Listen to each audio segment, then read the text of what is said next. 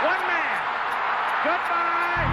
Hello, Heisman. 20, 25, 30, 35, 40, 45, 50, 45. There goes Davis. Oh, my God. Davis is going to run it all the way back. Auburn's going to win the football game. They give it back now to the 30. They're down to the 20. All the band is out on the field. He's going to go into the end zone. Four-man Alabama rush. Got him. Oh, no, they didn't. Oh, my gracious. Yep. How about that?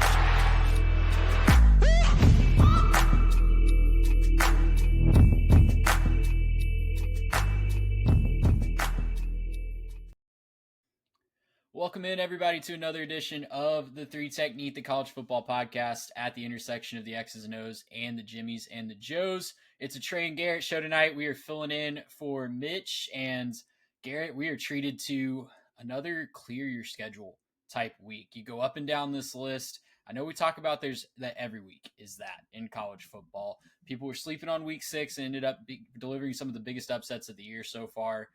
But week 7, man, it feels like every other week in these new mega conferences, we're getting there's legitimately 10 games that we could spend 10 minutes each talking about tonight. There really are. And for me, a lot of this is going to be a little bit of a wheat and a chaff type of week, right? Where you got some definitely great teams, and there's going to be some teams that maybe we don't think are quite so good after this week because of their performances. Might be some teams that really hang around, might be some teams that get stomped. There might be some surprises. We don't know. The other good news is there's some games on this schedule that I think are maybe a little bit under the radar, and maybe even some teams that don't look very good on paper, but are going to give the other team a absolute run for their money. So I'm just excited to see what it ends up looking like by the end of the weekend, because I don't think there's any way we get out of here without any chaos. There's some under the radar games. There might even be some slept on games. Just teasing a new segment that we're going to talk about tonight. But yes, you're absolutely right. There are just a plethora of very, very intriguing games. Couldn't put all of them on the run doc, honestly, because we might be here for a couple hours talking.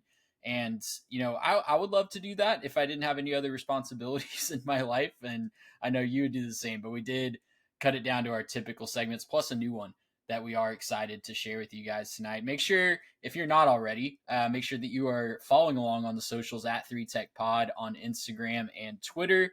And make sure that you are subscribed wherever you watch this show. We know a lot of you guys listen. That's awesome. But we can see the analytics, and we can see that we have a lot of people that watch casually.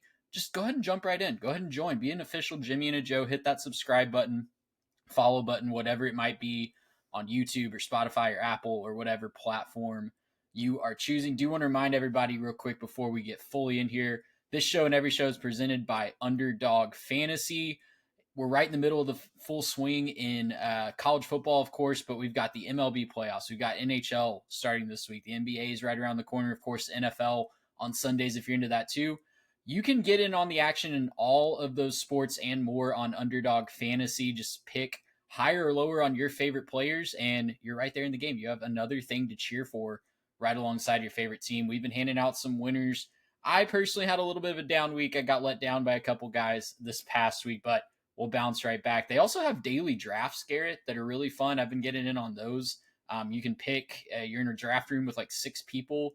You build a little super team, and it's kind of like a DFS type situation where you can build your team, watch it go. So tons of ways to win. Follow along on our channel for more of that, but we are super grateful for our friends at Underdog. Use code 3TechPod to get $100 for a limited time after you play, $100 in free play after you play your first 5. Garrett, now we've got the bills paid. People know what to do and follow along.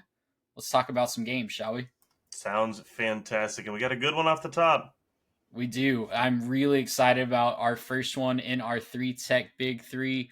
We go out west to Eugene, Oregon, where the number 7 Indiana Hoosiers are taking on the number 3 Oregon Ducks. I do remind everybody that these rankings are according to our all podcast poll. It's put together by our friends over at the Walk On Red Shirts, but this one actually matches the AP poll. I think this is the first time we've had a match of the AP poll. Look, a little bit of accountability has pulled the AP poll into alignment with the best poll in America. They finally caught up. That's exactly right. So we're thankful for the people over at the AP Although I will say that one Haley Sawyer, I think is her name, that was getting drugged a couple weeks ago. She also still has Penn State, Texas, and Florida State ranked. Man, I got to tell you what, if I was her, I would do everything I can to keep my head down after getting that controversy a couple weeks ago. And instead, she's like, no, you know what? I'm going to stick to the script. I got my marching orders. Something, man. She's just committed to the bit at this point. You're absolutely right. Here's our new endpoint. Indiana does travel to Oregon. Number 7, Indiana taking on number 3, Oregon. Garrett, this is a game I'm really excited for a lot of reasons. We know the story about Indiana, right? We know that as a collective college football consciousness, it feels like no matter what they do, they still get doubted, right? They go 11-1 in the Big Ten last year. We're still wondering if they're actually legit. They start off this year by beating a top 10 team at home by 50 plus points. And we're still sitting here wondering, yeah, but can they win the big one on the road? Now they get to finally have a chance to check off that last box. And it is the toughest box to check off for any coach. Curt Cignetti has done a lot of good in his almost 1.5 years at the helm at Indiana. This is the last thing he's missing, right? Big time signature win on the road. It is the toughest thing to do, toughest box to check. And it's even tougher when you go to a place like Autzen Stadium. Oregon currently has the longest home winning streak in the NCAA at 18 games. That is maybe not a moniker that you want. After a couple weeks ago, the top 2 that were in front of them, Georgia and Washington, went down on the same day and a couple weeks ago. Indiana, it hasn't just been a Cignetti problem getting that big time road win. Indiana has not had a ranked road win in front of fans since 2014. They did win a road game in 2020 at Wisconsin, but the attendance officially was whoever's, player support personnel were in the stadium. There were not any real fans in the stadium for that one. So it's been a while since Indiana has had the chance to do it. These are a couple of teams that have shown that they are some of the most efficient in all of college football. They're both ranked way, way up there on the efficiency metrics. Beating the brakes off a team like Illinois is going to do that for Indiana. Getting a big win on the road, no matter how you do it, in the case of Oregon, is going to do that, but not without their question marks, right? I do think that Oregon, the win looked amazing a few weeks ago, but you might see some people starting to pick Indiana as this week goes along on the back of saying Oregon, maybe their win just hasn't aged as well against Penn State. I'll turn it over to you, Garrett. Where are you leaning in this big-time Big Ten matchup? I want to start by saying that I think both of these teams are legit. Like, I don't think that just because these teams are playing and there's going to have to be a loser, that doesn't mean that whoever loses this game is exposed or bad or terrible or fake or whatever, right? So even if Indiana loses this game, I don't think that that's the situation for them, right? I don't think that they're going to be in a situation where we have to say that they're a bad team. I do have Oregon covering the 7.5 right now. I think that they're a really good team. I think that they are in that top 3 between them, Miami, and Ohio State, where I would consider those 3 the best teams in the country right now, and I think there's a big gap between them and number 4. A lot of this, look, I understand that there's going to be a lot of conversation about Penn State and about how that really doesn't look like that good of a win anymore, and I understand the criticism there. A couple things that I want to point out. Number one, they took their foot off the gas pretty heavy at the end of that game and kind of allowed Penn State to get back into that game. Like, if you were really just kind of watching it, it seemed like they were trying to maybe run a little clock, play a little conservative, and just get out of there. And I also want to give them credit because whiteout is an incredible environment regardless of how good Penn State really is. It's tough to go into that stadium and win regardless. So I want to give Oregon their credit before I kind of talk about why I think they're that good. And a lot of it has to do with just how good they've been offensively, with Dante Moore being one of the best quarterbacks, I think, in the country. Extremely efficient playing at a very high level. They've got playmakers all over the field. They're running the ball extremely effectively. And that, I think, makes them a very difficult offense to defend. Now, flip it over to Indiana for a second to just kind of explain my nitpicking here, okay? Indiana's a very good football team. And unfortunately, when you're a very good football team, we get to nitpick you. We get to kind of sit there and say, hey, I think that I'm going to find the little things that you're not quite perfect at. They're extremely run dependent, I think. I think that they're very dependent on establishing the run. They ran for 300 yards in their first several games. And then last week, or I guess 2 weeks, but it's when they played Iowa, they looked a little mortal. Like, this was the first time they looked mortal on the ground, and it ended up being a closer game than it probably should have been because they only ran for like 100 yards. I think that's where you start to look at this one and say, yes, Autzen, yes, that's a tough environment, obviously, but compounding with that, Oregon's only given up 3.4 yards per carry on the ground right now. And I think that's going to factor into this pretty well. For me, I think that home field's a big deal. I think these are two teams that you have to find a way to find the little details between the two of them. And for me, just looking at this and trying to figure out where the difference is, I think home field matters. I think that the efficiency matters out of this offense for Oregon. And I think that they're going to hear a lot of it too. That's one of the things that I think Dan Lanning does extremely well, is he does a really good job of motivating his team based on perception. And if he can find one article that says Oregon's not actually that good because Penn State lost, he's going to find it. He's going to pump that straight into their veins. We're going to get a pregame speech highlight video where he's, using all the bad words in the playbook and saying everything he can to pump up his team. I love it, and I love the energy. I still think that they need to maybe prove it against a team like this, Indiana, but I think that they do. I think it's a statement win at Autzen.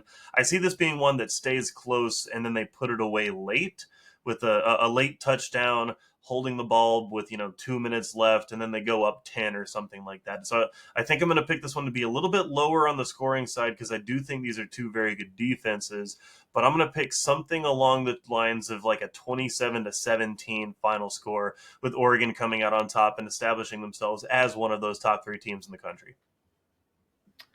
Yeah, I definitely would not be surprised to see that happen. I will say one thing about the Indiana.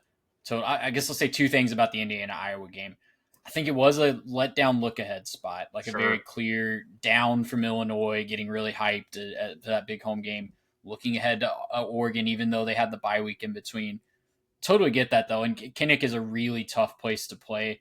Not as tough as Autzen, but a tough place in its own right. For sure. I also wonder what their rushing total would be without that bad beat of the century play at the end, where Mendoza ran all the way back to the end zone and took the safety. But I'll calculate that one out next week or something. I'll make sure I get that one calculated. I'm not going to make you check your work on the fly there. Just wanted to throw that in case before any Indiana fans reminded us of that. But you're absolutely right. On the whole, they did struggle to run the ball against a really physical Iowa defensive front. That is my concern about Indiana. But I'm going to take Indiana plus 7.5.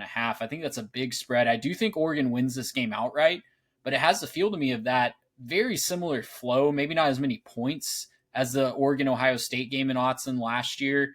But I feel like it's going to have a similar flow to the first time that those two teams met up, where it's kind of just two really good teams trading punches. Maybe the team that has the ball last wins, or has to make a big stop to avoid the other team from kicking a game-winning field goal like that game last year. What I think can turn this on its head is that Indiana front seven. They are so good at creating havoc. They are second in tackles for loss a game and 8th in sacks per game. They also allow just 0.71 yards before contact on rushing plays. That is insanely good. They just don't give you any room to breathe on the offensive side of the ball. Oregon's offensive line has held strong, but they haven't exactly been world beaters at time, pun not intended with world the tackle there. But they held strong against Penn State, right? They did hold Penn State to just 1 tackle for loss, no sacks. That was a big-time performance, especially on the road, but they have shown some cracks in some of their other games against weaker competition, so just something to monitor there. Like I said, I like Indiana to cover. I do think Oregon wins, and I think we're walking away from this one thinking that these are two teams that are going to be at least hosting a first-round college football playoff game. Yeah, it's unfortunate because I do think whoever loses this game gets way too penalized, having the one loss, and then there's enough good teams in this country right now that I think there's going to be a lot of people that end up kind of jumping them, and we could see that whoever loses might fall out of the top 10, Indiana especially, but Oregon, if they lose, I think could drop out from the top 10 with something like this, and giving the Penn State lot or win with how bad Penn State's looking, maybe that could factor into it too. But with all that being said, like again, I think these are two very good teams, and I don't think either of these teams are out for the season based on this. Like, I think that whoever wins this game is clearly on the inside track, but whoever loses this game is probably going into the end of the season with 1, maybe 2 losses. looking for one of those last playoff spots. And, obviously you don't want to put yourself in that position, but, that's just kind of what life is when you're playing at the top of the Big Ten, which is one of the two best conferences in football. Checking my math for a second, it was minus 49 on that last drive. So you can add another 49 yards to that and call it 153.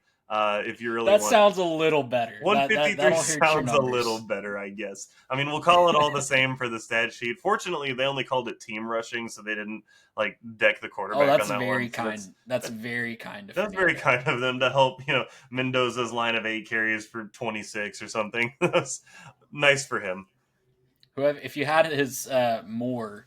I don't know what his rushing number was on Underdog that day, but you're very thankful that 25. Went to, you're very thankful that went to the team. Well, write in, let us know in the comments or on Spotify. You can comment on Spotify, comment on YouTube, wherever you're listening to this or watching this. Let us know your score prediction for that big-time Big Ten game out west. Garrett, let's go down to, I guess, SEC country, not traditional SEC country, but let's start with the game in Columbia, Missouri, where Alabama is traveling up to Como. Missouri's undefeated, and I feel like they're the least talked about undefeated team maybe in the entire country at this point. They're 5-0. They, of course, had the big win over South Carolina to start their conference campaign. Alabama has had a couple big wins back-to-back.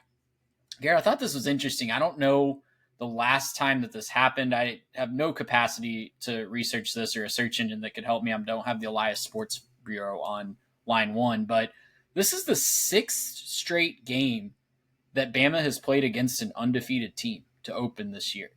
Don't know when the last time that happened was, but that feels like something that doesn't happen very often. So Alabama has been battle tested, and they have passed all of their tests since that week 1 defeat at the hands of Florida State. Mizzou, on the other hand, 5-0, have looked pretty dominant in most of their games. Even the South Carolina game that was a little close, you look at the actual success rates and the advanced metrics, they really favor Mizzou in that one.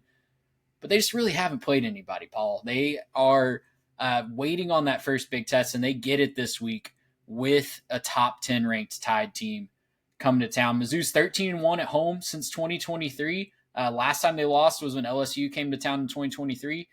But if you remember last year, this game did not go well for Mizzou when they went down to Tuscaloosa. It was a 34-0 loss. In fact, Missouri was kind of in a similar situation last year when they went on the road to Texas A&M. They played their 2 biggest games of the year on the road, and they got outscored by over 60 points combined in those 2 games. So we're going to find out a lot about Mizzou this week, and I feel like we already know a lot about Alabama, but there is still that thing in the back of my mind, at least. Have they really figured out those road games? Did they just get off to a hot start and get lucky that Kirby Smart didn't take the points in Athens? Have they really figured out how to win on the road? We're going to learn a lot about both of these teams this week. I mean, you'd hope they'd have figured it out at this point. They've looked a lot better, and, I mean, you're right. They might just be fortunate that Kirby didn't take the points, but, I think for this Alabama team, they are playing a lot better. I think they've looked a lot more physical and a lot more locked in as a team. Just to use, kind of nondescript verbiage. They've looked a lot better, I think. And Ty Simpson is a big reason why, right? He's been one of the best quarterbacks in the country. He's playing like one of the best in the country. He's extremely efficient. He's dynamic. He does really good things, and just, the little things, looking off coverage and, doing good stuff with his footwork and everything else. He's really good. And that's a thing I think a lot of us maybe were questioning coming into this, was saying, hey, I think Ty Simpson is a pretty good quarterback, but how good is he going to be, and how fast is that going to work, and can he turn that around in time for Georgia? Well, it's looked good enough so far, and yeah, this is a trip to Como, and it's going to be tough, but I don't think that this is going to be anything that he's shocked by. I certainly don't think that this is going to be a worse environment for him than Georgia. Maybe if they just show up like crazy, it could be about the same, but it's hard to think that they'd be facing a worse environment than that night game in Athens. So you take that for Alabama. They've been playing extremely well. Nobody has passed for 200 yards against them this year. That's a lot of tackling in space. That's a lot of shutting down what they need to on the back end. They're a very good football team. When you flip that to Missouri, I think Missouri's a good team. I really do. but I only think it, right? I don't really know it. They didn't play very well against some of their better teams so far. You look at the South Carolina game. Certainly hasn't looked like world beaters this year. They only completed 59% of their passes. I think there's a good chance that this game ends up being a run-heavy game for Missouri, where they really got to lean on the running game in order to get anything going with any form of balance, right? The good news for them is they got maybe the best running back in the country right now. The possible Heisman candidate type level performance out of Hardy. And I think that this is a really good spot for him to prove something. And this has the ability to be a Heisman moment for Missouri, right? He could have his moment showing up, rushing for a whole bunch of yards and doing all that. It's just really hard for me to imagine that happening. It's really hard for me to imagine that Bama's just going to get run all over again after that just happened against Florida State. Like, we saw it happen, and it's just total 180 in terms of the way they play the run, the physicality, the way they're fitting the run. Everything looks a lot better. I just think that that's the situation they're in. And even in that situation, it still kind of requires your defense to hold Alabama down.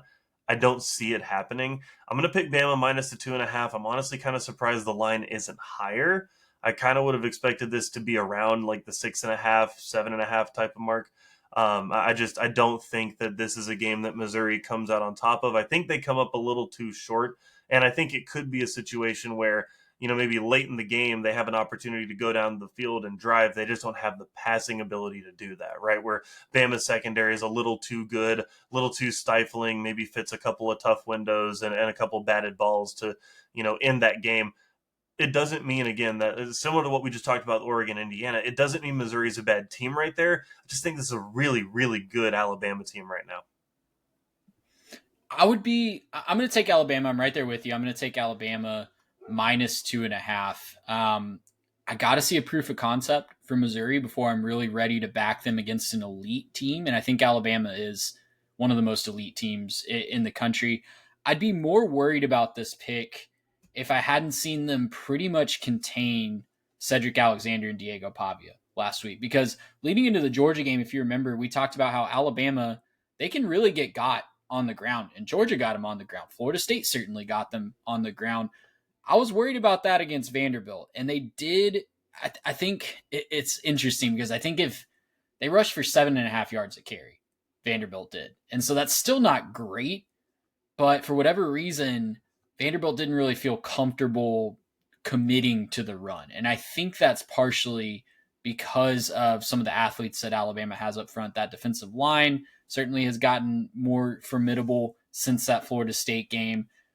It's in the back of your mind, though, because Missouri certainly, like you said, not only has the best running back in the country, in my mind, in Ahmad Hardy, I think between him and Bo Prabula, it's the best 1-2 running game punch between a quarterback and a running back in the entire country for my money. They can both run the heck out of the football.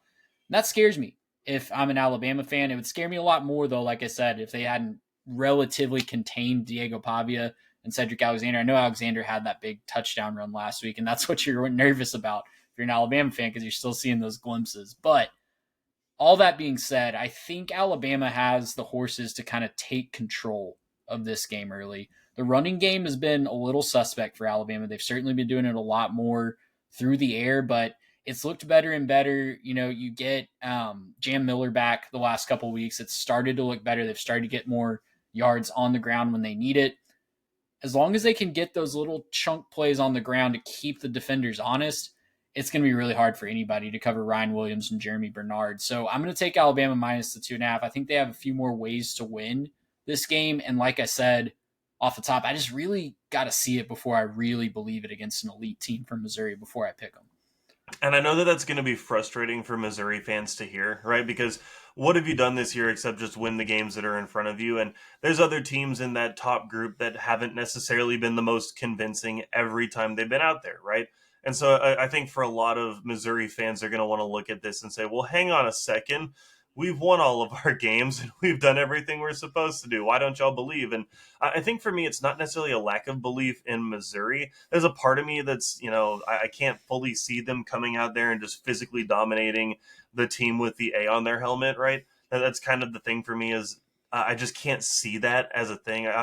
My brain won't let me watch Bama get dominated like that this many times in a season. But I'm totally allowing for the fact that it could happen, right? Like I'm totally going to allow for the fact that they could come out here and have an incredible game and run all over them and look just like Florida State did. And, maybe you keep, Ty Simpson and that offense off the field and you keep them out of a rhythm. That would be a big deal for them. It's just something my brain won't quite let me do yet. And so look, Missouri, let that, doubt just fuel you, right? Put it up on the clipboards and put it up on the locker room walls and everything. You got bulletin board material, everything, right? Just get it up there and go out there and have a game, right? Like this is a big moment for you and your program to come out here and beat not just a big brand, but a very good football team and prove that you should be in that conversation. Well, if you're a Missouri fan and you're mad that we're both picking Alabama, let us know why. Let us know why we're wrong. Let us know what your score prediction is. Alabama fans do the same. We move on to another game in non-traditional SEC country, but just one of the greatest scenes in all of college football. Let's go to the Texas State Fair for the Red River Shootout. That's how it will always be known on this show.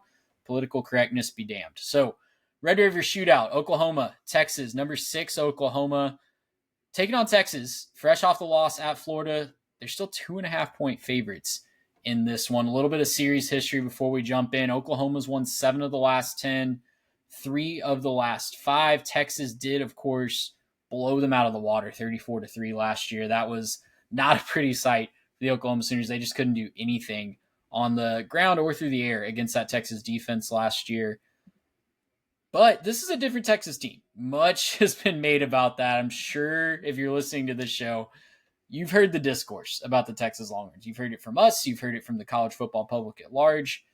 The biggest question on everybody's mind is what is wrong with Texas? Why are they not living up to that number 1 AP preseason ranking and just the hype machine that we were all sold going into the season? Of course, Arch Manning's a big part of that. The offensive line is a big part of that. So many new players all over the field. But as they come into this game, obviously it's right there on the screen if you're watching this on YouTube. This is the latest into a season without a Power 4 win for Texas since 2015. That was the year they fired Charlie Strong, if you remember. So it's not it's not looking good, or the year before they fired Charlie Strong, I should say. It's not just that it's been a poor start. It's been historically bad for Texas, the way that they performed in these big games. I don't think it's exaggerating to say that. At the same time, Oklahoma comes into this game with a lot of questions of their own. Of course, John Mateer, he's very questionable. Brent Venables said after the game on Saturday that he didn't think he was going to play. Steve Sarkisian said today that that's probably a little gamesmanship. We got our report on the ground from the tortilla presser of the Tulsa World fame now. Shout out to the Tulsa World newspaper that covered that story. But we have our report on the ground that he is going to play. So we'll take that for whatever it's worth. So many questions. And I think the question that everybody's forgetting for Oklahoma is they really haven't figured out a way to run the football without John Mateer against good opponents. Yes, they ran the heck out of it against Kent State. Yes, they did it against Temple when they were up in Temple. But against good opponents, they've not found a way to consistently get production on the ground outside of John Mateer. And for me, that makes me concerned that this game offensively might set the game of football back 20 years, Garrett. I'm expecting between the two defenses, the offensive lines that are both struggling, it's a terrible matchup for both offensive lines. I think we get a defensive slugfest in this one, regardless of who's playing quarterback for Oklahoma. And it's just going to be a knockdown, drag-out street fight in the trenches there. I'm not entirely sure. I think it's regardless of who plays quarterback. It's okay. I think the quarterback is actually a fairly important piece here. And look, shocking breaking news: the quarterback's important in the game of football. Okay, it's here I am with the hard hitting analysis. But look, first thing that I would ask a lot of people is, what is the reason to pick Texas right now? I'm picking Oklahoma to win this game. I don't think that there's a lot of reason you can pick Texas to win this game right now, based on where they are as a program. The vibes are bad in Austin. It's just not good. Sark, seemingly making excuses today in the press conference, just doesn't necessarily look like a team that is moving the right direction. So you got to take that first. Okay, now I think the formula for Texas to win anything in the back part of the season is entirely just it all came together suddenly, right? That has to be the Texas formula for victory at any point.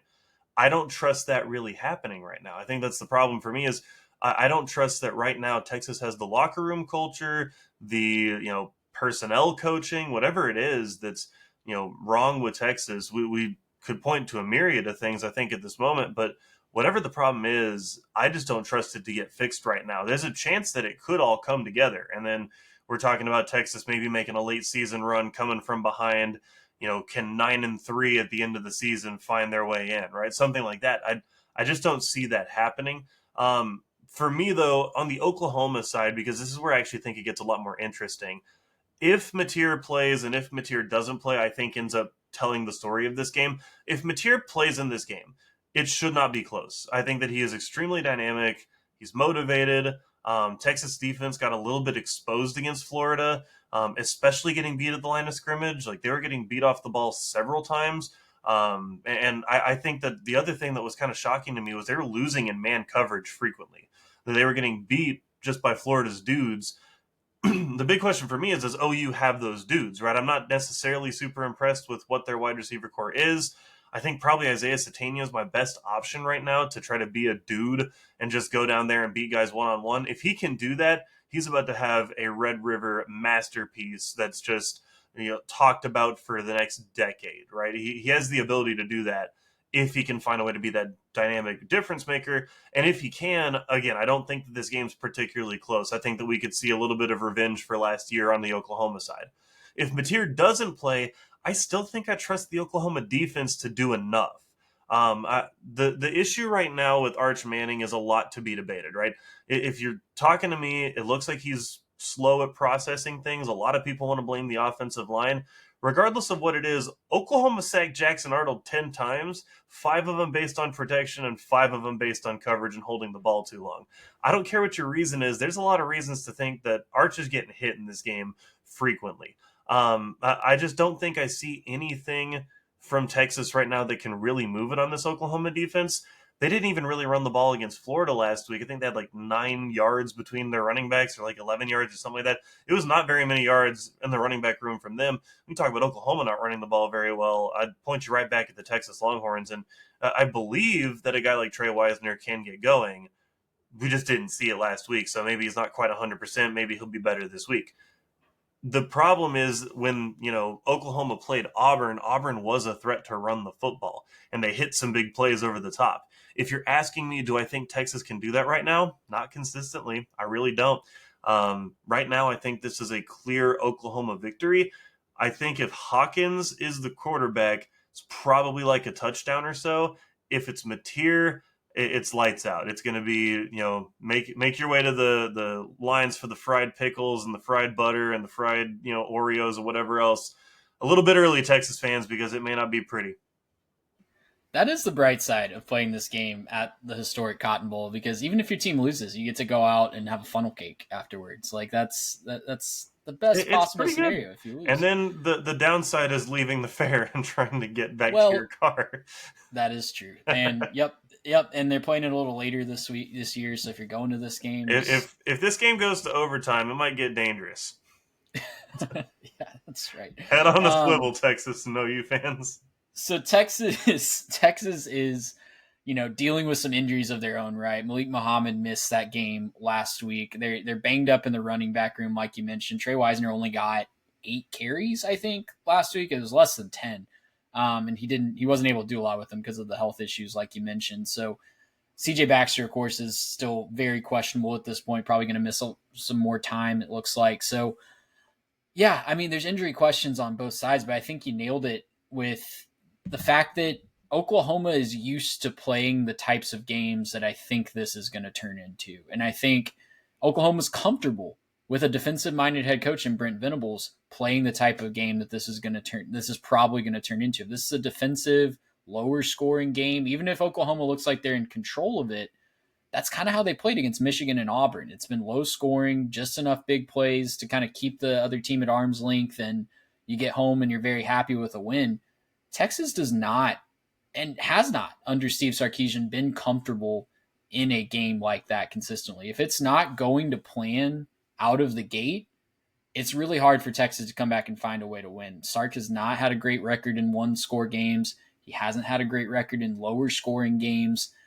They kind of have to hit off the top for it to be everything clicking for the rest of the game. So with all that being said, it's 2.5 on the screen here. I actually just looked it up. It's up to 3.5 as we're recording this in favor of Texas. If you're giving me 3.5 points, a full field goal and a hook, give me OU all day plus the 3.5.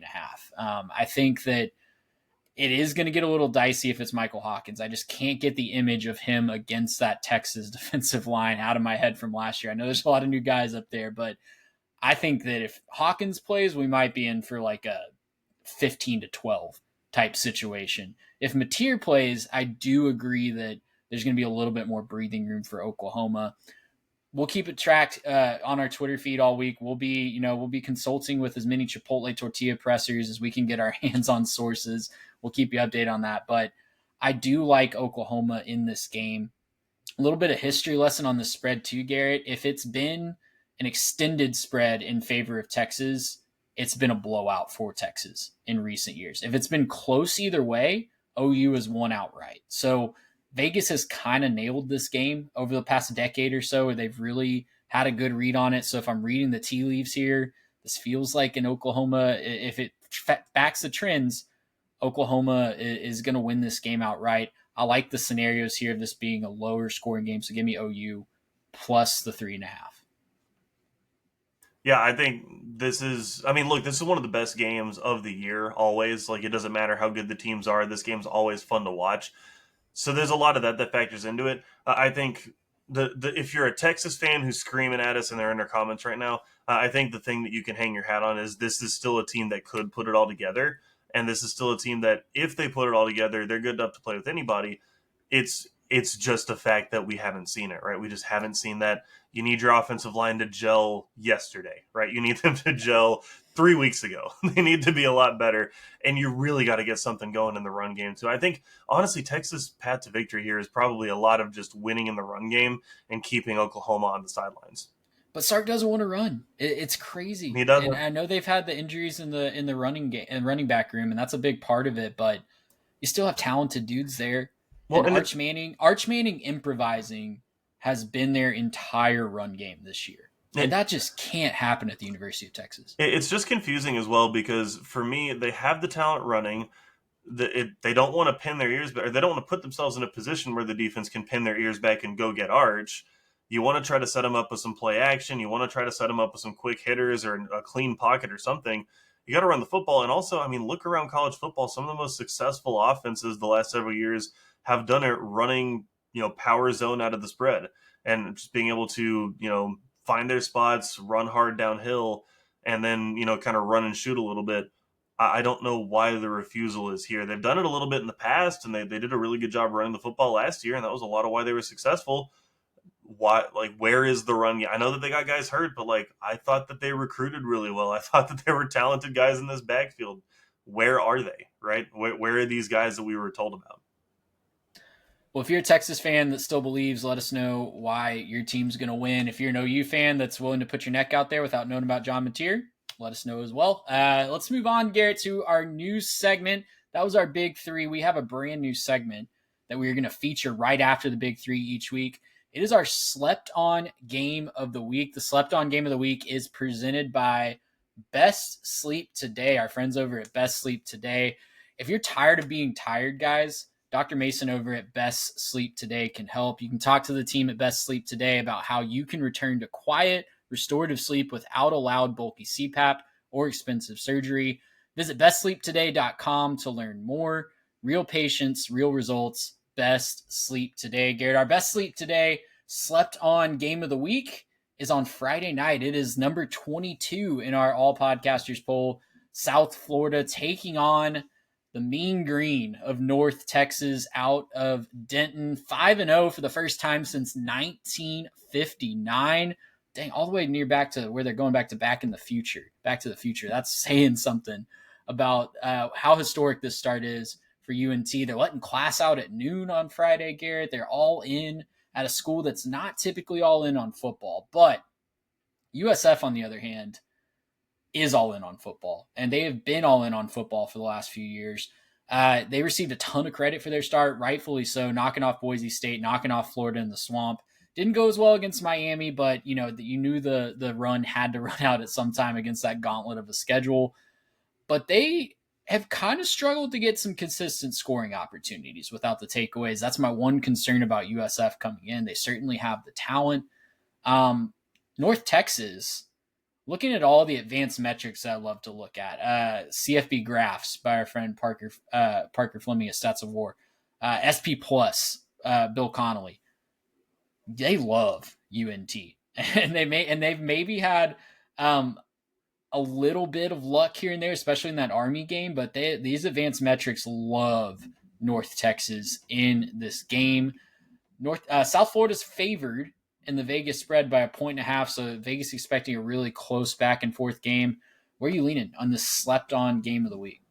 So, man, I went back and forth on this one, and I'm going to go pure vibes and just say that North Texas is going to find a way to win. I think it's a big moment for them in their program. I think they really want this, and it's really encouraging to watch the fan support show up. It's been something that's been a problem up there for so long.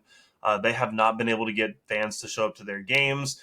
They haven't been able to get people to care, and they're starting to sell out some sections. And there's a tweet that I saw where the guy was out there listing out which sections had already sold out, and it was a pretty long list. So I'm excited about this game. I think that UNT is going to show up and make it something big.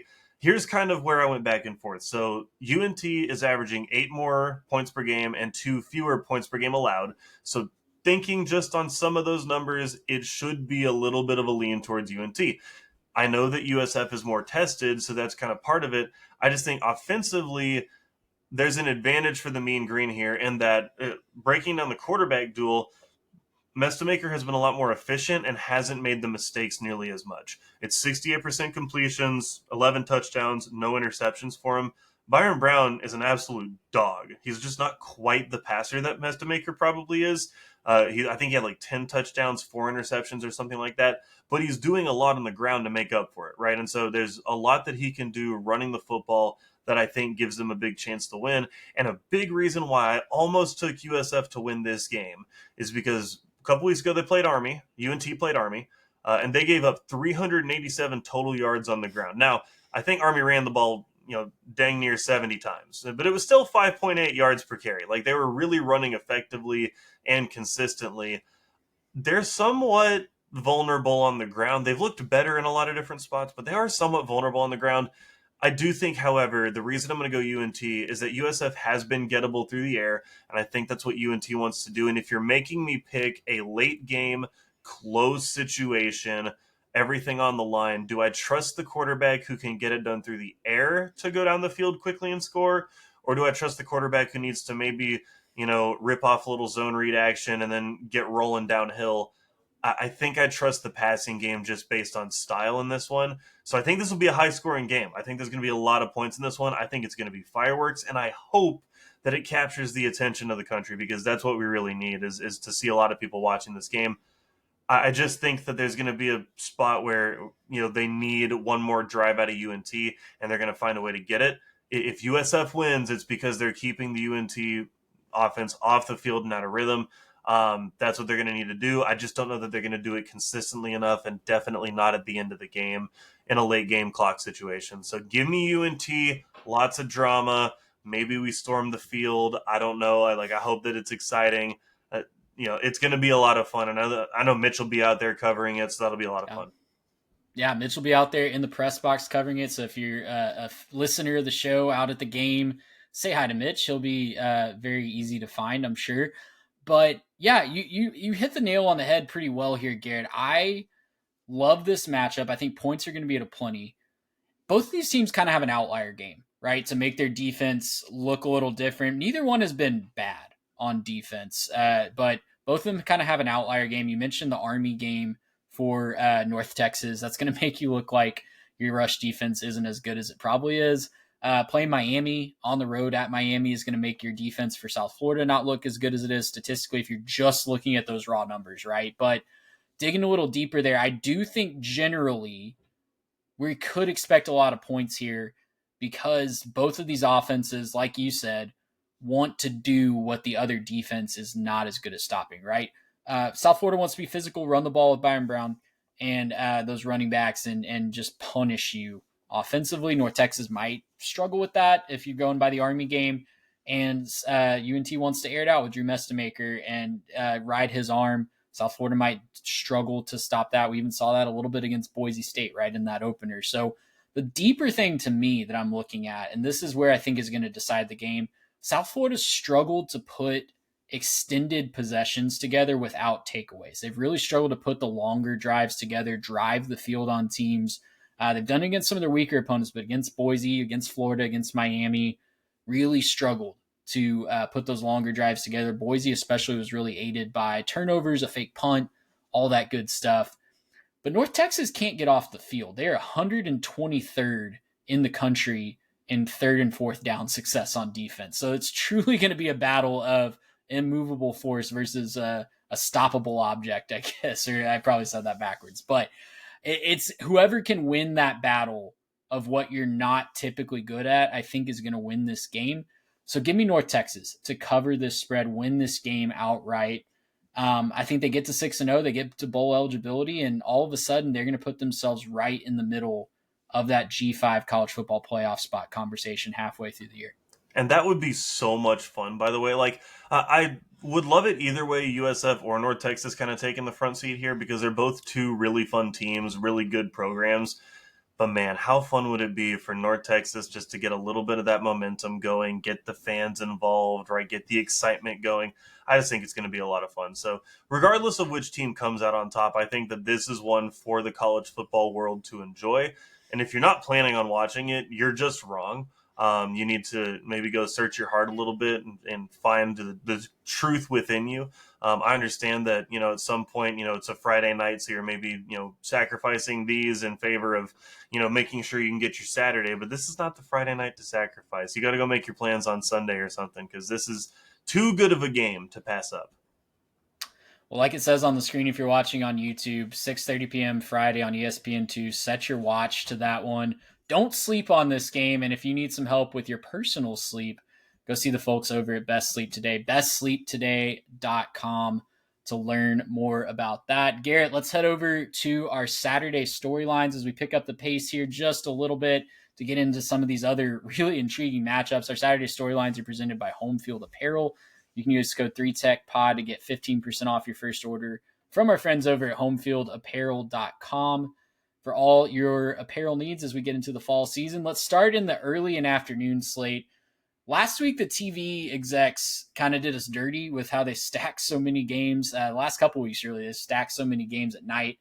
It's going to be that way again. You're going to need a lot of screens at night, but in the early afternoon, they did kind of do us a solid. Some games we can monitor while we take in the big three that we talked about. First up, number one, Ohio State is traveling to Champaign to visit number 17 Illinois. Ohio State 14.5 point favorites. Garrett, personally, I like Ohio State big here. No one's really watched them since the Texas game, rightfully so. They haven't really played a lot of close games. I was excited about that Washington game, but they made it a laugher relatively early in that one. But man, those blowouts against Washington and Minnesota, I think, are going to age like fine wine. They blew out some really solid teams. Ohio State's the most – I'm really not trying to underthink this one, but Ohio State is the most efficient passing offense statistically in the country. We've seen Illinois struggle to cover Elijah Surratt at Indiana. They've really struggled against USC's big guns, Mekhi Lemon especially. We want them to cover Jeremiah Smith and Carnell Tate in that receiving core. I'm not seeing where they have the talent to do that. So give me Ohio State big on the road. I'm right there with you, Trey. I think that this is probably one where they win by a whole lot. And a lot of it, too, for me, is just their defense. I mean, Ohio State's defense has been the best defense in the country for my money, and they're only getting better. That's kind of the thing with new coordinators is, the first couple weeks maybe are a little bit shaky, and then eventually you turn it around. Well, they're pretty good in the first couple weeks, And oh boy, are they only getting better. Like the film breakdowns on their defense is almost fun enough to tune in for, right? You almost don't even have to watch the offensive reps. You just assume they're going to score. Show up and watch how that defense plays, how they play together, the way they just play off of each other, understand their coverages and their assignments and what they need to do. It's really impressive stuff. And so while I do think that Altmaier has been really good and has been pretty impressive and put up some big numbers in the previous game, I just don't think that he's going to be able to sustain that against this Ohio State defense. There'll probably be some success, but I might not be shocked if there's a turnover or two and kind of trying to force it down the field. We see a couple of picks and it's coming back the other way. So yeah, I think give me Ohio State big. And again, this shouldn't be a knock on Illinois, but it's probably going to be, it's going to look a lot worse than I think it actually is as a game.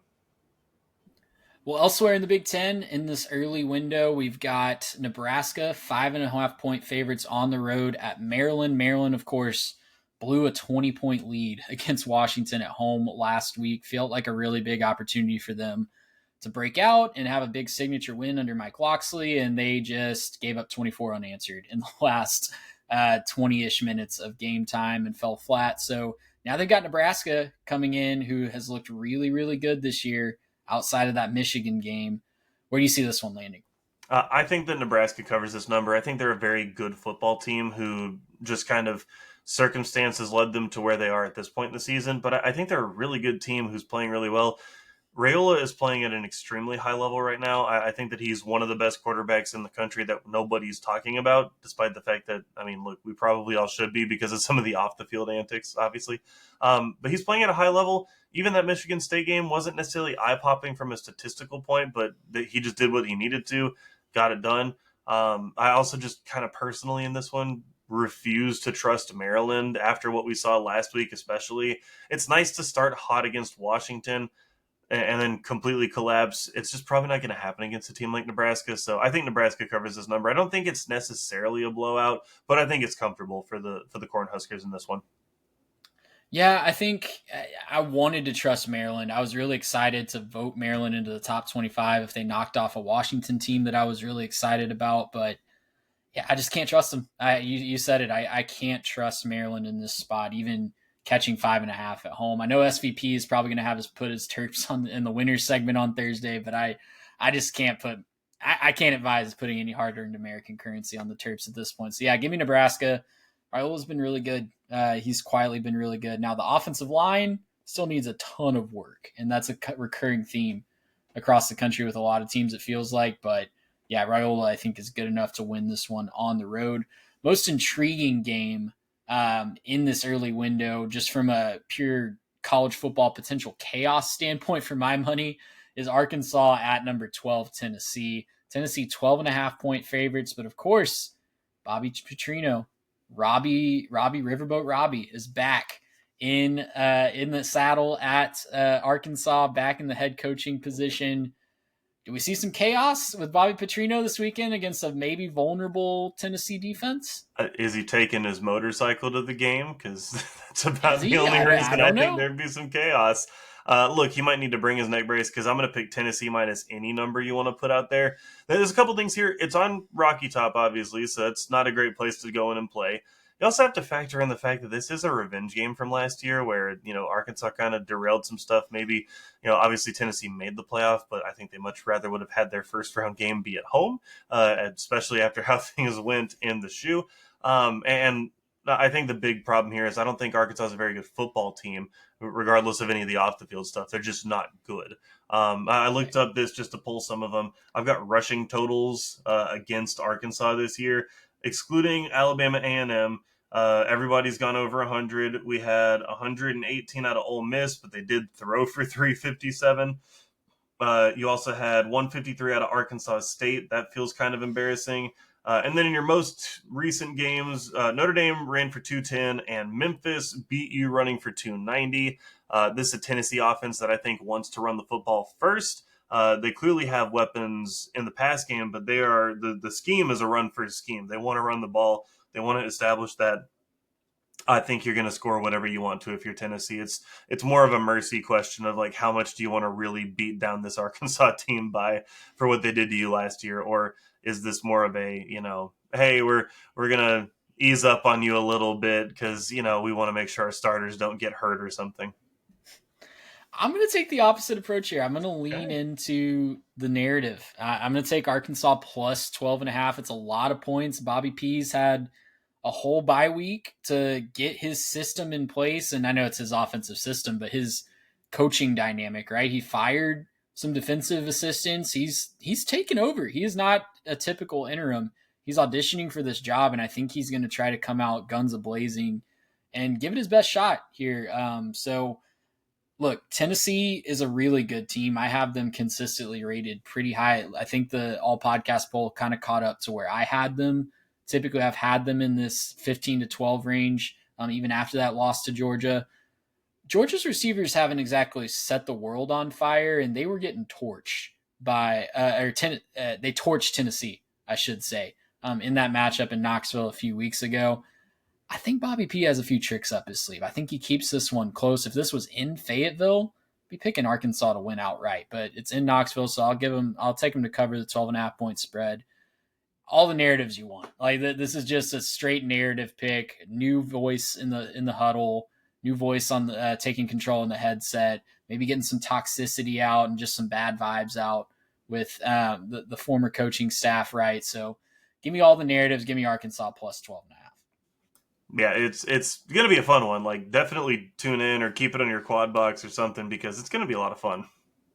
Absolutely. Let's head to the primetime slate. We kick things off here at 6 o'clock on ESPN. It's Florida fresh off of that victory over Texas at home. Their reward is they get to go to College Station and play a night game in front of an amped up Kyle Field. The number 5 Texas A&M Aggies are 8.5 point favorites. Garrett, I have A&M winning this one by about 10. And I think it's probably somewhere in the 27 to 17 range. I do think Florida's offense presents, if they play like they did last week, right, I think they present a better challenge than what Auburn did and what Mississippi State did for this Texas A&M defense. But this Texas A&M defense has been playing lights out the last couple weeks at home. They look completely different after that bye week.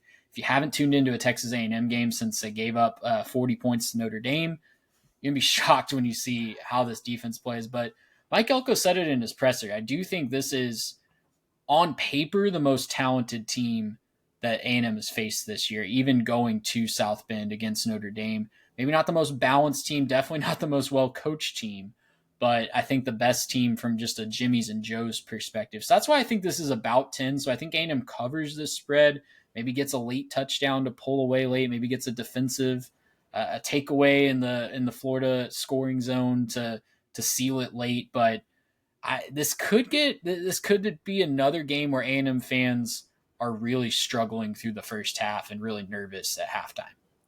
I think that this game is one that A&M wins by a pretty big margin on this one. I'm not going to call it a blowout, but I do think that this one feels comfortable. And I'll tell you why. Obviously, I think Florida getting as big of a win as they did against Texas is going to have people talking about Florida as an amazing team. However, if they ended up losing that game because of, Napier's dumb decisions down the stretch, nobody's talking about this game being anything close to close, right? And that's coulda, shoulda, wouldas, but it still is what it is, right? The entire season up to this point has shown us that Florida is not really a very good team. But now, you add Dallas Wilson, and then it turns out maybe that's a decent offense. So maybe slightly concerned if it weren't for the fact that the Aggies are pretty good in coverage, and those corners have been pretty remarkable. And I think even with as good as Dallas Wilson is, have faced better and stopped better this year. It's a very good product that the Aggies are putting on the field on the defensive side. Damian Sanford, the linebacker, playing extremely well the last several weeks. They've only given up 1 third down conversion in the last 2 weeks. It's like 4% conversion percentage for opposing offenses. So they're playing good. They're playing at a pretty ridiculous rate. Meanwhile, you kind of look over at the Aggies on offense, and I think that this is an offense that is ever so close to becoming one of those units that makes A&M almost unbeatable. What they're really missing right now is just a Marcel Reed deep ball, because he can hit the intermediate stuff. They can extend it out to the sidelines. They can hit the short stuff. They can run the football like nobody's business. they're just kind of missing the deep ball right now. And I think it's entirely a head issue, Trey. I think it's entirely just he's in his head. He's thinking about it too much. And when he sees that it's open, he identifies it and he rips it. And it's just a little too much or not quite enough or a little outside or a little inside. He just can't quite connect on one of those. For me, it's just going to be watching him hit one or two, and then I think he's back in a rhythm. But truly, it's going to be you got to hit him in order to start hitting them. So feels like it's a weird sort of bootstrapped situation, and hey, maybe it is. But I think even without that, A&M is good enough to beat this Florida team if they just have to get the ball in the hands of their playmakers. I don't really trust a lot of that Florida back end in the secondary. You saw kind of how Texas was able to carve some of it up and throw some things out there. And even though they didn't win that game, and even though there were some definite missed passes in that game, there were definitely opportunities for Texas to score deep down the field and hit some big passes over the top. So, give me the Aggies to win this one by 8.5 at least. And I think that they probably go on and win this one by something between 15 and 20. Yeah, I mean, the recipe for A&M's offense, they haven't needed the deep ball, but they have relied on big chunk plays, and it's usually just getting it to Casey Concepcion or Mario Craver about 10 yards behind the field, or heck, sometimes even behind the line of scrimmage. In the case of Mario Craver, some of his biggest have been right behind the line of scrimmage. So you don't even need that deep ball. It would add another dimension to the offense for sure if they could hit a couple of them, but I want to see him either hit it or really commit to that intermediate game, because that intermediate game, he's been so deadly. And I think if he just commits to that, they're going to move the ball so much more consistently and put more points on the board. Or heck, I'll give you a third option. Miss the deep ball differently. Underthrow it. Sure. Time. That was something that he did against Notre Dame. That was something that if you look at the Notre Dame game, he missed a couple of them short, but he's got guys who can go get the ball. So just give him a chance to go get it. And some of his misses are very small misses where it's really not that bad, just a little too long or just a little bit on the inside. That there's just small things that he's doing that not quite making it. I think that he starts hitting some of these, especially with the commitment they've had to him. And look, even if you're not going to hit him, at least throw a couple of them a game and then start going to the underneath stuff to keep the safeties back. Because again, you've got guys who can make plays with the ball in their hands. It's a very good list. It's a good roster of weapons you got back there that you can kind of rely on. I don't know, 5 guys with the ball in their hands to do something with it. I think it's a very good team. And I think the other big problem is they're going to be able to score and control clock. And then when Florida gets back out there, it's just going to be pin your ears back and go. DJ's been a little bit hurt. He looked a little hobbled in that game. There was one where he was kind of rolling out and kind of stepped a little bit weird. If he's hobbled, I know that there was the whole walking boot situation and the off season and everything else. If he's not 100%, I think that it affects his mobility. And this is a really good team at getting after the passer. Cassius Howell, second in the country in sacks right now with 7. There's, I think, some guy at Ball State maybe has 8, but it's incredible what he's doing. It's a really impressive season overall for a lot of these Aggies, and I think it continues against Florida. Well, I'm going to jump around here on our show doc. I should have set this up better, but I'm going to keep it in the SEC for 2 more primetime SEC games, and I'll jump back to the one that I have listed. Apologies about that, Garrett. But we'll be flexible. We'll be flexible here. Let's stay in the SEC with 2 other night games. We've got number 10 Georgia, 3.5-point favorites at Auburn in the Deep South's oldest rivalry. And we've got South Carolina traveling to Baton Rouge in a big-time revenge spot for the Gamecocks after they feel like they got one stolen from them last year at home. LSU 9.5-point favorites in Baton Rouge.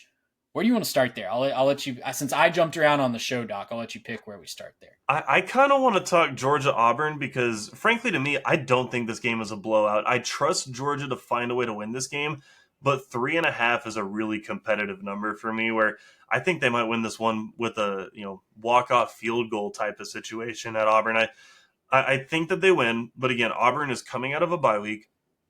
They're at home, and they're super desperate against a Georgia team that, frankly, Georgia has not impressed me with the pass game. They just haven't thrown the ball very well outside of the Tennessee game.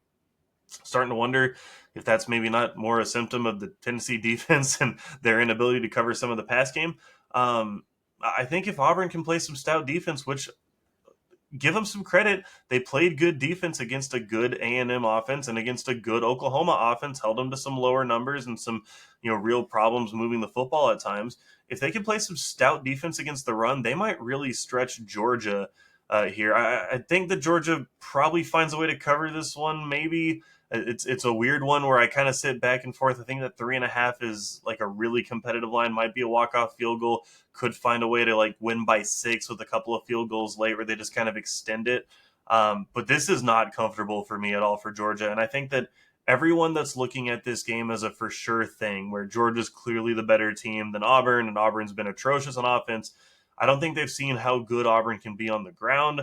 I don't think that they realize how good a weapons Auburn has out wide. And oh boy, does it just take one. Like, does it just take 1 week of it kind of coming together and a team getting pissed off that they've been talked about like that? There's a real chance here for them, and I think that they're going to make it close. Give me Auburn outright. I've been waiting to make this pick the whole show. This feels like a spot where Auburn finds a way to win this game. I could list off like so many things I like about this spread. It's a weird spread, right? You'd think Georgia would be favored by more going on the road. 3.5 is a tight spread, like you said. You got the cornered animal narrative of Hugh Freeze coaching for his job. You've got an elite defense. I feel comfortable saying that about Auburn. They held A&M to 16 points. They held Oklahoma to one of their lower totals of the year. They're at home at night. Auburn feels like they knock somebody off at Jordan-Hare every single year in a weird night game at home, right? They get a big upset every single year, it feels like. I know they haven't won this rivalry game since 2017. It's been a long time since they knocked off the Bulldogs. 8 straight for Georgia in this series. This feels like a really bad matchup. Georgia can get got through the air. We've seen that almost every single week this year. Can Georgia cover Cam Coleman and Eric Singleton? I don't know. I don't think so. And Auburn's offensive weakness is protecting the quarterback, right? Like we know that that's been holding Auburn back ever since that Baylor game. Well, Georgia only has 7 sacks all year. So if you're going to talk about a matchup issue, Georgia has not been able to exploit that against other teams' offensive lines this year. They're 116th in the country in getting to the quarterback. So give me Auburn outright. I'm taking War Eagle here to finally get a win in this series and really throw this SEC race on its head and saddle Georgia with 2 losses early. Well, I mean, you said they hadn't won since 17. Trey, that just means they're due. They're due. Right? Exactly. It's just time.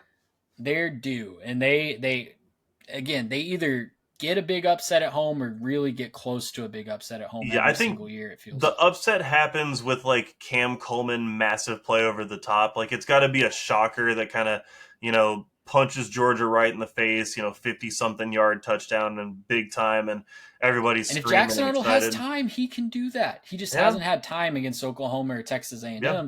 And Georgia hasn't taken advantage of that. Yeah, Georgia might be able to get after him, and they might play real physical, but, I mean, they might not. Like, and even if they do, I still think this could be like a low-scoring rock fight where Auburn finds a way to pull ahead at the end. So I love the pick. I'm going to scaredy cat my way out of it, but I love the vibes, and I want to go with you on that.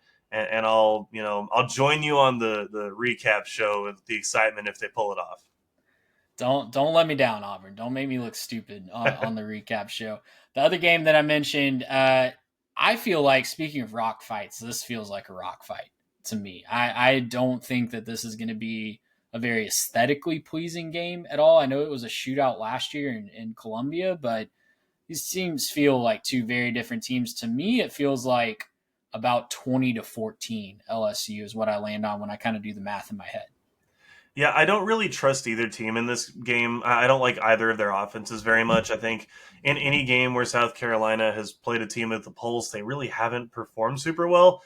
Their highest yardage total was 341 against Kentucky. Which just isn't very good. Only 163 on the ground in that game. To me, I think this is just the battle of who figured out how to play on their bye. I think that this is just who figured out 1 or 2 plays or a good look or found that one thing on tape that's going to clean it up just enough to beat the other team. This is I think, slept on game because I think it'll be extremely close and very back and forth. I'm going to lean LSU to find a way at home, but not strong enough to cover. I kind of like that 20-14. I might tamp it down to a little 17-13 and just say I don't really like anything happening in this game. I don't really like any of the actual scoring in this one. Maybe there's like a defensive touchdown in there or two, or special teams error or something like that. But yeah, I don't think this game's going to be a pretty one, but it might be a lot of fun to watch and just find a nice competitive game if a couple of these other ones in the night slate end up going wonky or sideways. All right, we got a few more to get through before we get out of here. Like I said, it is a loaded primetime slate, so good luck finding enough screens for all these very interesting games. Number 15, Michigan is at USC. USC 1.5 point favorites here. Garrett, you like the Wolverines. I'm leaning towards the Trojans.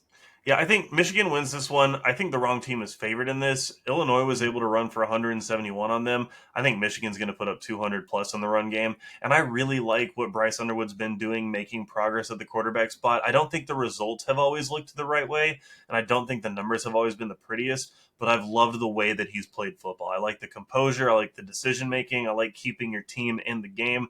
And I just trust Michigan right now to go into USC, make a statement. I don't really love the Trojans right now. They played a close one against Michigan State, lost to Illinois. I don't really love where they are as a program right now. I don't think their defense is all that good. I wouldn't be shocked if Michigan scores a lot of points. I'll tell you what, Trey, though, this will end up on the TV. We got some Michigan folks coming over for that one. So, glad to have the Moors over. A little bit of excitement there. Teddy, good friend of the show. So we'll be watching this game for sure. We'll be locked in, and I think it's going to be a good night for both of our teams on Saturday night. I don't know why my gut is telling me USC here. I think it's a little bit the line. I was expecting Michigan to be favored. I know the home field might sway that. Bryce Underwood, he struggled on this first road test, and he passed his second road test emphatically at Lincoln. It's crazy that he's already having a third very big-time road game.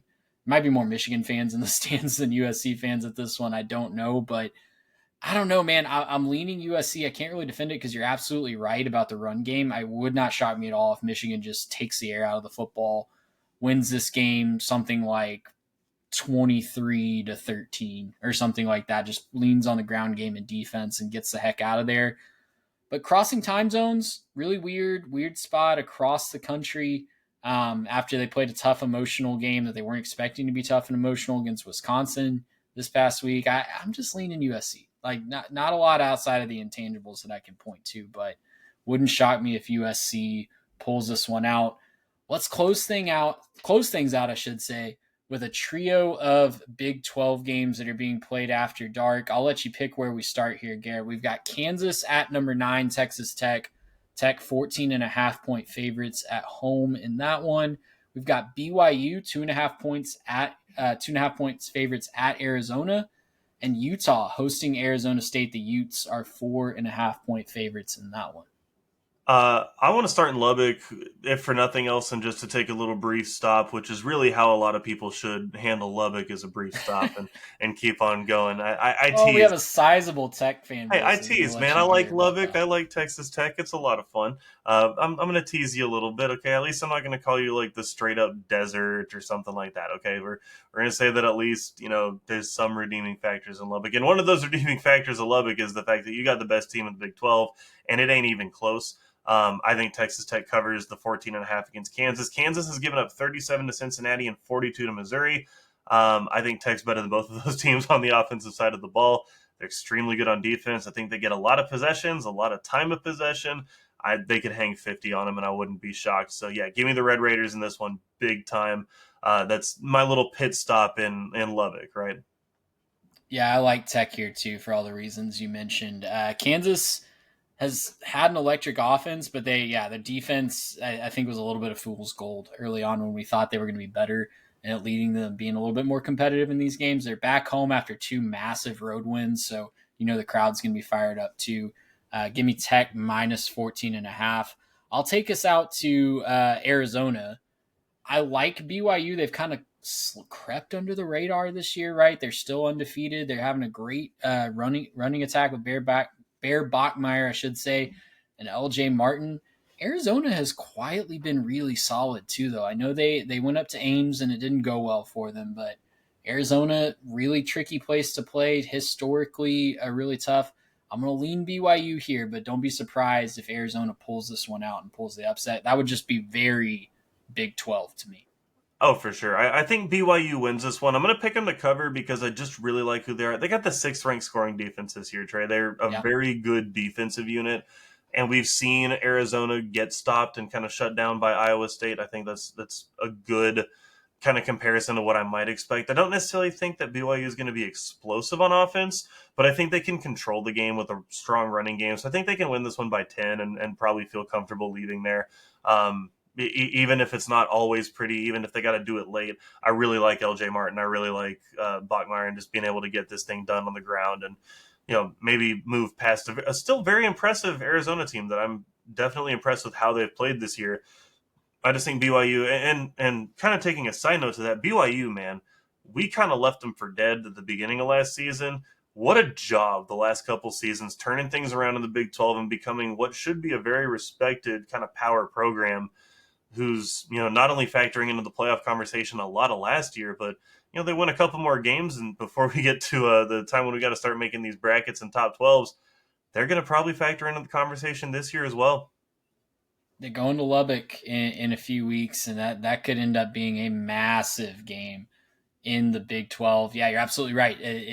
They've completely turned the perception of that program around. It's been really, really fun to watch. Couldn't happen to a nicer guy than Kalani Sitake, it seems like. I just things out. What you said. BYU at Texas Tech, that deserves game day if they're both going in undefeated. Are you kidding me? The culture, that's something crazy, man. That'd be awesome. That's one that a lot of people circled when BYU made the move to the Big 12 just for the people watching element. And as someone who got to people watch a little bit when BYU went to SMU last year, I will say that I think it will be very entertaining for neutral observers. The signs at College Game Day would be remarkable. It would. Yeah, the creativity would flow for sure. Let's close things out before we get canceled. Arizona State we're going to Utah, so I don't know if we can really escape this. But Arizona number 21, Arizona State at Utah. Utah 4.5-point favorites. You like the Utes in this one, Garrett? Yeah, I think Utah wins, doesn't cover. Also kind of interesting that we're doing a little Utah-Arizona switcheroo, right? That the Utah teams are playing the Arizona teams. Kind of fun. Utah is Four Corners Challenge. Yeah, there it is. That should be a new one with New Mexico and New Mexico State, and then Colorado State. That could be a fun one. We could do a little pass around and do that. No, I think Utah wins this one, but doesn't cover. I don't know if it's just me, but Arizona State seems like a team that just finds a way to survive by the skin of their teeth and just stay in a game until it's disgustingly late and either find a way to pull it off or not. I think this is a not. I don't think they're going to be able to continue to win like that at Rice Eccles, but look, I think that Utah trying to get back in the national race, trying to prove that Tech loss was a one-off. I think they're going to have some success. I don't think that they're going to give up very much in the run, which is a lot of what Arizona State tries to do. And I just think that they're going to be able to get them behind the chains and in a bad situation. I really like the Utah defense to be disruptive in this one, and I think that they'll win this game. It's going to go down to the wire somehow. I just think that this one's going to be a 2-point game at the end of the night, and we deserve that too, by the way. Like, we deserve getting to watch that game super late while we're editing the recap show and everything else, right? Yeah, absolutely. And you're right. Arizona State, regardless of winning or losing, just loves to play 3 or 4 point games, regardless if they're home or on the road. It comes down to the gun. So give me Arizona State plus the points. On the other side, Utah, I feel like we were all in on the Utes before they played Texas Tech. Look at what they did against UCLA. They destroyed UCLA. They, beat a really solid Wyoming team. Neither one of those wins. I know UCLA finally got their first win, and it's not as easy as it looks apparently to go into the Rose Bowl and dominate UCLA. But I'm wondering if Utah's kind of the mental picture that we have of Utah is built on a little bit weaker competition. I really want to see them move the ball consistently against a really solid defense in Arizona State, against a team with a pulse even, before I go all in and pick Utah to cover in a spread like that. So give me Arizona State plus the 4.5 to keep their Big 12 title hopes on the right track. And Garrett, that'll do it for a jam-packed Week 7. There's so many games that I know that we could have mentioned on this one, didn't get to. If we didn't get to your game, let us know in the comments who we should be talking about. Maybe we'll talk about it on the recap show live after all these primetime games go final. Usually that's about 10:30 Central on Saturday nights. You can find it right here on the YouTube channel. If you're a listener, you can find it early Sunday morning. Make sure you're subscribed, following wherever it is you get your podcasts or YouTube videos, so you don't miss a single upload that we are putting out for the rest of the season. Garrett, it's going to be a fun one. I'm really excited to just get back from 11 a.m. to well after midnight and watch all these games. And we crap on super conferences, and there's a lot of problems with it. But one of the big pluses is it does feel like these can't miss weekends happen a little bit more often than the past. Yeah, if we're going to lose the regionality of conferences and what the old college football was, I better get weekends like this, right? Like that's got to be the trade-off. They told us it was for TV rights and money and everything else. Well, thanks for delivering, because now we get some awesome matchups and some pretty good games on this nice fine weekend here in the fall. Absolutely. We'll lock in and make sure you're following along with us as well. For Mr. Garrett Turney, for Mitch Mason, I am Trey Reeves. We'll see you guys Saturday night on the Week 7 live show.